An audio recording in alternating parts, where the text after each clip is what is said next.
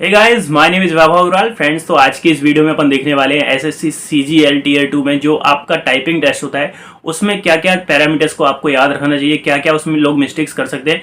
मैं भी अभी इसका पेपर दे के आया हूँ, जो मेरा पेपर था 3 मार्च को था। और इससे पहले मैंने एक कल वीडियो अपलोड किया था जिसमें मैंने अपना पूरा एक्सपीरियंस शेयर किया था टीयर 2 का, कि आपका पेपर का लेवल क्या था और कहाँ कहाँ से क्वेश्चन आ रहे थे, आपको किन चीज़ों का ध्यान रखना चाहिए और उसका क्या पैटर्न था, किन सेक्शंस के बीच में आप स्विच कर सकते थे, मैथ से आप इंग्लिश में जा सकते थे, इंग्लिश से मैथ में आ सकते थे, कैसा क्या था, सब कुछ मैंने डिटेल में उस वीडियो में डाला था। अगर आपने वो वीडियो नहीं देखा है तो डिस्क्रिप्शन और आई बटन में मैंने उसका लिंक दिया, वहां से जाकर देख सकते हैं। तो फ्रेंड्स, इस वीडियो में स्पेसिफिकली मैं यहाँ पर डाउट क्लियर करने वाला हूँ रिगार्डिंग द टाइपिंग, क्योंकि अभी उस वीडियो में बहुत सारा लोगों की रिक्वेस्ट आ रही थी कि please make the video on the typing, की टाइपिंग में क्या क्या चीज़ों का ध्यान रखना चाहिए और क्या क्या आपको लगता है कि पैरामीटर्स होने चाहिए। तो लोगों के कुछ डाउट थे जो मैंने यहाँ पे नोट डाउन कर लिए हैं, वो मैं यहाँ पर सॉर्ट आउट करने की कोशिश करता हूँ एक एक डाउट।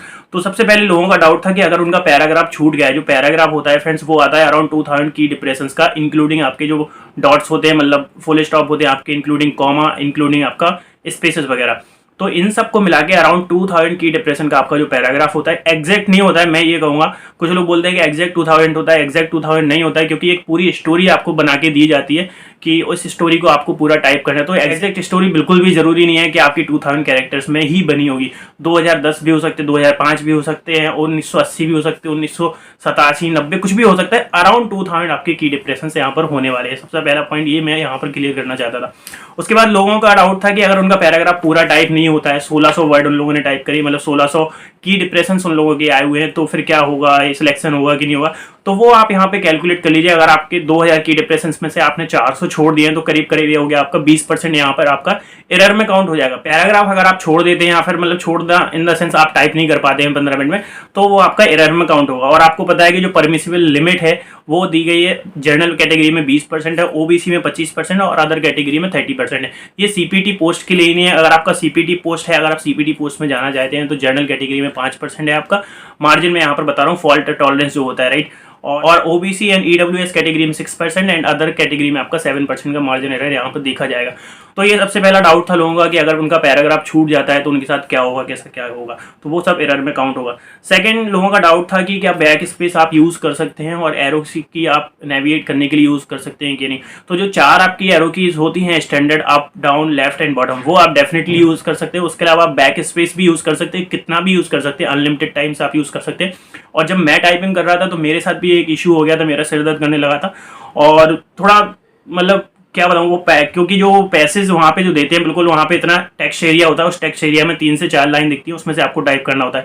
तो मेरे साथ प्रॉब्लम ये हो गई थी टाइपिंग करते वक्त कि मैंने एक लाइन को 2 बार लिख दिया था और बीच में थोड़ी आगे जाते हुए मेरी एक लाइन छूट ही गई थी।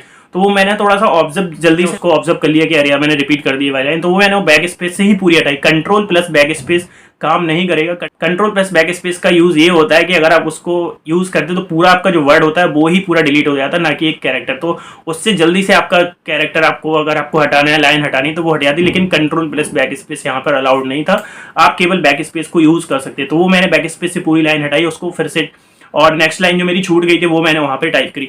तो हो गया था मेरा फिर भी टाइपिंग 12 से 13 मिनट में हो गया था। इसके बाद लोगों का है कि स्पेस काउंट होंगे, डॉट काउंट्स होंगे और स्पेशल कैरेक्टर्स थे उसमें या फिर नहीं थे। तो कोई भी स्पेशल कैरेक्टर नहीं था, सिंपल पैसेज आया था जिसमें आपके डॉट्स मतलब फुल स्टॉप एंड आपका कॉमा केवल यूज हुआ था और कुछ भी नहीं हुआ था। कैपिटल लेटर्स काफी जगह थे, लेकिन कुछ कुछ वर्ड उसमें काफी डिफिकल्ट थे उनका। आप बोलेंगे कि 13 से 14 कैरेक्टर्स का कोई वर्ड आ रहे थे, जैसे 5-6 वर्ड्स ऐसे थे मेरे ख्याल से जो जिसमें मतलब 10 कैरेक्टर से ऊपर उनकी लेंथ जा रही थी, थोड़ा सा टिपिकल उस वे में आप कह सकते हैं। बाकी पैराग्राफ पूरा सिंपल था, कोई स्पेशल कैरेक्टर, डॉलर, @ या फिर हैज, परसेंटेज, ऐसा कुछ भी कोई कैरेक्टर वगैरह वहां पे आपको टाइप नहीं करना था, केवल फुल स्टॉप एंड कॉमा का ही केवल यूज था उसमें। तो फ्रेंड्स, अभी कुछ लोगों की डाउट है कि क्या हिंदी में टाइपिंग करना अलाउड होगा। तो वहाँ पे आपको चूज करने का ऑप्शन नहीं मिलेगा कि हिंदी में टाइपिंग करना है कि इंग्लिश में। बाय डिफॉल्ट इंग्लिश में ही टाइपिंग रहेगी। आपको प्रैक्टिस जो होनी चाहिए फ्रेंड्स वो इंग्लिश के ऊपर ही होनी चाहिए। उसके बाद बात करते हैं फॉन्ट साइज वगैरह आप वहाँ पर चेंज नहीं कर पाएंगे, स्टैंडर्ड फॉन्ट साइज रहेगा। आई गेस 16 था उसका फॉन्ट साइज, जितना मैं समझ पा रहा था उसको देखकर। तो 15 to 16 उसका फॉन्ट साइज था लिमिट, तो उसको आप चेंज नहीं कर सकते। वो एग्जैक्ट ऑटोमेटिक ही वहाँ पे आपके डेस्कटॉप के हिसाब से वो ऑटोमेटिक सेट हो जाता है। तो ये सारे जो मेन डाउट थे वो मैंने यहाँ पर आपको रेक्टिफाई कर दिए हैं। और मैं फिर से आपको बताना चाहता हूँ, आप बैक स्पेस यूज कर सकते हैं, control plus back space use नहीं कर सकते।